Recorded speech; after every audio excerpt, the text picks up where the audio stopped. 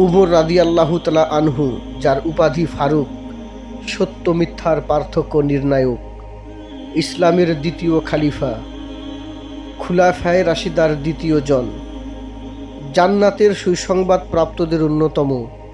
অন্তিম মুহূর্তে তার অবস্থা, মৃত্যুর পূর্বে মাটির সাথে মাথা ঠেকিয়ে বলেন, হায় উমরের দুর্ভাগ্য, দুর্ভাগ্য তার মায়ের, হায় যদি সে আল্লাহর সাথে সীমা লঙ্ঘন না করত।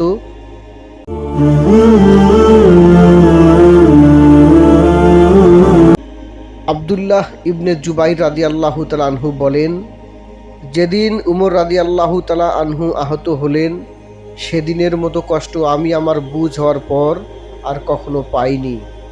তিনি আমাদের নিয়ে জোহর, আসর, মাগরিব ও ইশার সালাত আদায় করলেন।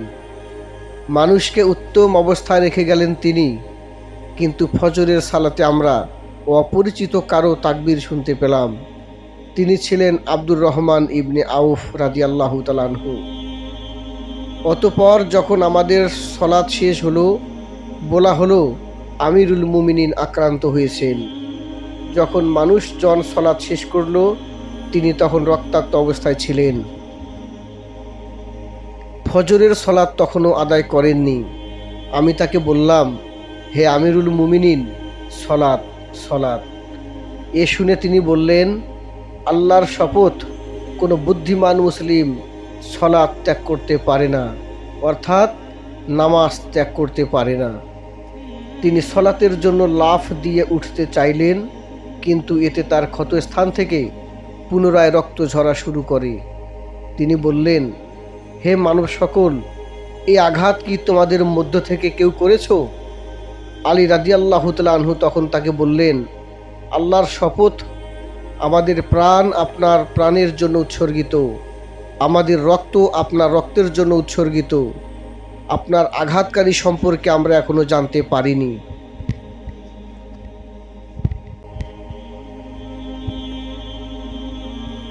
তখন তিনি আবদুল্লাহ ইবনে আব্বাস রাদিয়াল্লাহু তাআলা আনহু এর দিকে তাকালেন, তাকে বললেন, তুমি বাইরে গিয়ে লোকজনকে তাদের মনের অবস্থা জিজ্ঞেস করো এবং আমার কাছে এসে সত্য ঘটনা বর্ণনা করবে।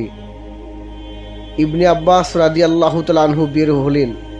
পরে ফিরে এসে বললেন, হে আমিরুল মুমিনিন, আপনি জান্নাতের সুসংবাদ গ্রহণ করুন। আল্লাহর শপথ, আমি এমন কোনো নারী বা পুরুষ দেখিনি যার চোখ আপনার জন্য অশ্রু বর্ষণ করছে না। তারা সকলেই আপনার জন্য ক্রন্দন করছে, তাদের মাতা পিতাকে আপনার জন্য উৎসর্গ করছে। আর আপনার আঘাতকারী হলো মুগিরা ইবনে শুবা রাদিয়াল্লাহু তাআলা আনহু এর গোলাম। সে আপনাকে সহ সে আরও 12 জনকে আহত করেছে। তারা সকলেই রক্তাক্ত অবস্থায় আল্লাহর ফায়সালার অপেক্ষা করছে। হে আমিরুল মুমিনিন, জান্নাত আপনাকে স্বাগত জানাবে। তখন তিনি বললেন, অর্থাৎ তখন উমর ফারুক রাদিয়াল্লাহু তাআলা আনহু বললেন, হে আব্বাসের বেটা, এর মাধ্যমে আমাকে ধোঁকা না দিয়ে অন্য কাউকে গিয়ে ধোঁকা দাও। তখন ইবনে আব্বাস রাদিয়াল্লাহু তাআলা আনহু বললেন, হে আমিরুল মুমিনিন, আমরা আপনার ব্যাপারে কেন এমনটি বলবো না? আপনার ইসলাম গ্রহণ ছিল সম্মানের, আপনার হিজরত ছিল বিজয়ের, আপনার শাসন ক্ষমতা ছিল ন্যায়পরায়ণতার, আর আপনি নিহত হচ্ছেন মাজলুম অবস্থায়। তখন উমর রাদিয়াল্লাহু তাআলা আনহু ইবনে আব্বাস রাদিয়াল্লাহু তাআলা আনহু এর দিকে তাকিয়ে বললেন, তুমি কি এ ব্যাপারে কিয়ামতের দিন আল্লাহ তাআলার নিকট সাক্ষ্য দেবে? উমর রাদিয়াল্লাহু তাআলা আনহু ইতস্তত করছিলেন আর নিজেকে ব্যর্থ ভাবছিলেন। তখন আলী ইবনে আবু তালিব রাদিয়াল্লাহু আনহু তার পাশ থেকে বললেন, হ্যাঁ হে আমিরুল মুমিনিন, আমরা কিয়ামতের দিন আল্লাহ তাআলার নিকট আপনার জন্য সাক্ষ্য দেব। অতঃপর তিনি ছেলে আবদুল্লাহ ইবনে উমর রাদিয়াল্লাহু তাআলা আনহু এর দিকে তাকিয়ে বললেন, হে আমার ছেলে, তুমি আমার মাথা আর গাল মাটিতে রাখো। আবদুল্লাহ ইবনে উমর রাদিয়াল্লাহু তাআলা আনহু বলেন, আমি এ কথার অর্থ বুঝতে পারছিলাম না। আমার মনে হচ্ছিল তিনি সংজ্ঞাহীন হয়ে অচেতন অবস্থায় এমনটি বলছেন। তিনি আমাকে আবারও বললেন, হে আমার ছেলে, তুমি আমার মাথা মাটিতে রাখো। আমি এবারও এমনটি করিনি।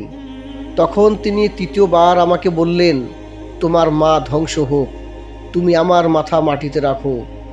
আমি তখন বুঝতে পারলাম তিনি এখন সচেতন অবস্থাতেই আছেন। আহত হওয়ার কারণে নিজে পারছেন না বলেই আমাকে বলছেন। এরপর আমি তার মাথা মাটিতে রাখলাম। আমি দেখলাম তার দাড়ি মাটির সাথে লেগে আছে। তিনি এত পরিমাণে কাঁদছিলেন যে চোখের পানিতে মাটি ভিজে গেছে। তিনি কি বলেন তা শোনার জন্য আমার দু কান পেতে রাখলাম। তিনি তখন বলছিলেন, হায় উমরের দুর্ভাগ্য, দুর্ভাগ্য তার মায়ের। হায়, যদি সে আল্লাহর সাথে সীমালঙ্ঘন না করত, যদি মৃত্যুর বিপদ বলে কিছু না থাকতো, তবে সব কিছুই সহজ হতো, সব কিছুই স্বাভাবিক হতো। কিন্তু কেবল যে মৃত্যুতেই শেষ নয়, মৃত্যুর সামনেও আছে অনেক কিছু। হাসর আছে, নসর আছে, জান্নাত আছে, যা আছে জাহান্নাম আছে, কত কিছু, তার বর্ণনা অনেক দীর্ঘ। উসমান ইবনে আফফান রাদিয়াল্লাহু তাআলা আনহু, অন্তিম মুহূর্ত আজ তার। শরীরের ক্ষতস্থান থেকে রক্ত ঝরছে অবিরত। ইনশাআল্লাহ আমরা আগামী ভিডিওতে উসমান ইবনে আফফান রাদিয়াল্লাহু তাআলা আনহু এর অন্তিম মুহূর্ত নিয়ে আলোচনা করব। ততক্ষণ পর্যন্ত আমাদের সাথেই থাকুন এবং ভিডিওটি ভালো লাগলে একটি লাইক এবং শেয়ার অবশ্যই করবেন, আর চ্যানেলটি সাবস্ক্রাইব করে দিবেন। আসসালামু আলাইকুম ওয়া রাহমাতুল্লাহি ওয়া বারাকাতুহু।